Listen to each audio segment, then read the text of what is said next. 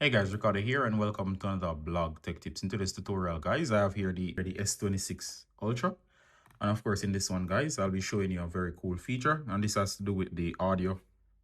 This one has to do with the audio cleanup feature. And what it does is that it will allow you to actually clean up your audio. So for example, if somebody's calling you or you're on a call and you're not hearing very well, let's say the person is in a noisy background, you can actually change the settings on the call. And once you change the settings on the call, it's going to actually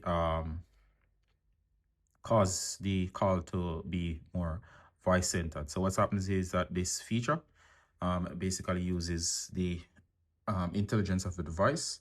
I think it's artificial intelligence, not sure, but it is a feature of the S26 Ultra and it cleans up the audio. All right, so let's go. So first you're going to go to your dialer. First go to your dialer. You're going to do that, call a number. In my case, I'm just going to call a number here. And of course, this is just a random call and the line is open. So once it's open, close the line. You're going to swipe down from the right. You're going to look for mic mode.